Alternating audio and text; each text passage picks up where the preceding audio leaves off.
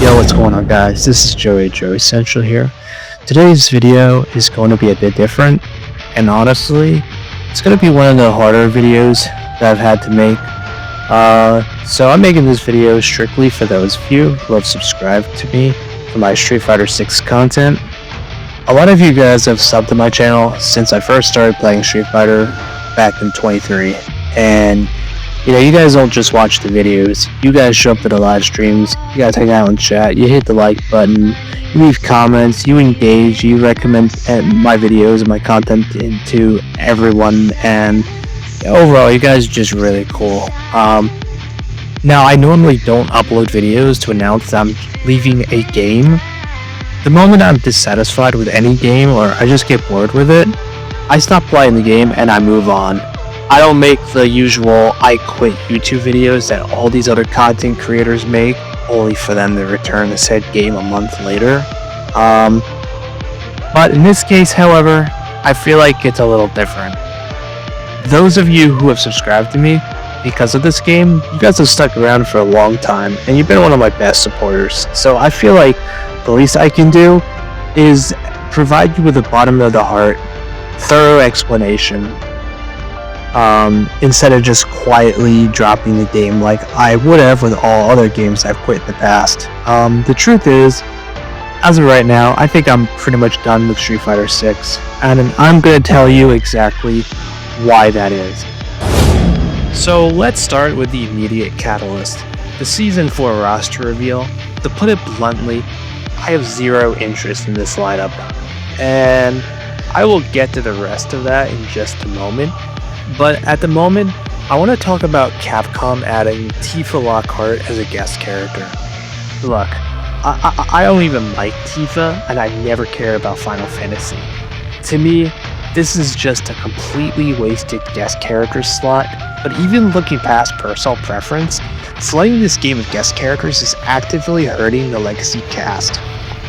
Case in point, my girl Chun Li. When this game launched, she was a high-risk and high-reward character. If you put in the work, you are going to be rewarded substantially. But now, playing her is just an exhausting uphill battle, because I have to work way harder than almost every other top-tier character in the game. Chun Li just does not have access to lightning-fast drive rush to easily close the distance. She doesn't have a throw loop to maintain the usual brain-dead corner pressure. To win with her, my execution has to be absolutely flawless, and I have to play perfect footsies and neutral. Meanwhile, everyone else gets these powerful neutral skips, these insanely fast drive rushes, and these easy, inconfirmable specials that give them the exact same, if not better reward for a fraction of the effort. The fact that Chun Li is still stuck in this same frustrating position today, while Capcom continues to pump out these power creep DLC characters, is incredibly demoralizing. Playing as my top waifu shouldn't feel like a punishment. And mark my words, when Tifa comes out, she is probably going to end up just as fundamentally broken as my Xiaonui. She's going to completely shut down Chun-Li's mid-range neutral game with super fast drive rushes, brain-dead execution, and built-in neutral skips, leaving legacy characters even further behind. Alright, here's the big one. When I first saw the Season 4 cast, my immediate impression was that Capcom isn't designing for the core FGC community. They are blatantly cashing in on that sweet ESG money. And let's be real, this isn't a new development for Street Fighter 6. If you look back at launch, you got characters like Jamie and Kimberly, who are clearly designed as a DEI checklist characters that was meant to secure that corporate ESG funding from day one. But what Capcom did at launch was just a test run compared to Season 4. The entire purpose of this new season's roster isn't a creative triumph or delivering what FGC fans actually want. It is a pure corporate pandering. They are letting financial metrics and ESG checklists dictate game design rather than the passion for the game itself. And this exact corporate disease is what is responsible for killing off countless franchises across the entire video game industry right now. And the Capcom's publishers aren't the only ones doing it in Japan. Look at Square Enix. They are doing the exact same thing with Final Fantasy. Instead of going back to the drawing board to create a completely new IP with fresh, innovative ideas, Square Enix is content with beating a dead horse.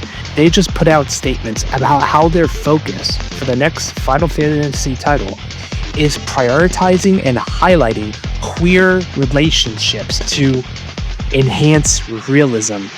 Instead of focusing on tight, engaging gameplay or writing a compelling original universe, they're just cannibalizing their legacy titles and pushing modern ideological agendas to satisfy corporate boards. Seeing Capcom do the same thing to Street Fighter 6 by filling Season 4 with soulless guest slots just to chase that same institutional money is incredibly exhausting. It's not even about the players anymore, it's just corporate greed, plain and simple. So beyond the corporate greed in the roster, the game itself has simply become less fun to play. The gameplay feels completely stagnant. There is a distinct lack of meaningful buffs for Chun Li, and it has become painfully obvious that Capcom treats her like a glorified stepping stone for guest characters and new DLC faces to stomp over. I am completely dissatisfied with the current direction of the game, and forcing myself to play a stagnant product just isn't worth it anymore.